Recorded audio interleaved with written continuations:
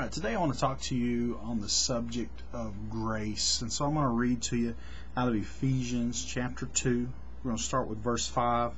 I'm going to be reading out of the Message translation, so you can just follow along with me.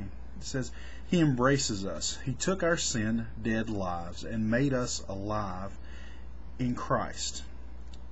He did all this on His own, with no help from us.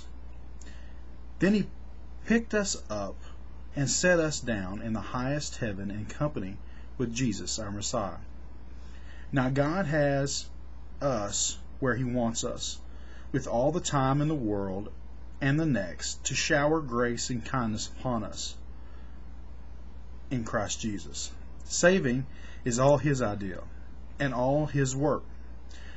All we do is trust Him enough to let Him do it. It's God's gift from start to finish. We don't play the major role. If we did, we'd probably go around bragging that we'd done the whole thing. You know, grace is so many times misunderstood because what a lot of people think of grace is they think of it's what covers up when I mess up. And that's the truth. It's the love of God that never ends. You know, He's Abba Father. He doesn't stop loving us even though we've messed up. But grace is not just your fall safe. Grace is the place that you've got to live your life. If you want grace to abound in your life, if you want grace to be something that people give to you, or that you see a lot of grace from God, you've got to show others grace. You know, grace is just like where we started. It says He embraced us. Grace is an embrace. It's a grab. It's a taking you where you're at and loving you. The prodigal son, whenever he was in the far country and he had already spent all of his money, and his first thought was to go home and ask his dad to be a servant in his house, and to just he could serve in his father's house, because he knows that even his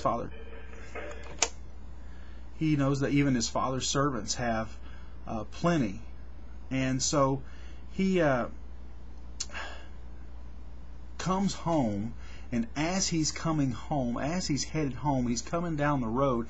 His father has still been watching for him all this time, and he sees him a long ways off. And it doesn't say that he waited for him to come to him. No, it says that the father ran to his son. And that is a picture of what God has done for us. When man had fallen away and has sinned, God ran to us to take us and hold us and embrace us with grace. And Jesus is the one that brought that to us. You know, grace is not something you can do. There is nothing you can do to make grace come in your life. You just have to accept God's grace into your life. I hope you've enjoyed, and hopefully we'll update sometime very soon. See ya.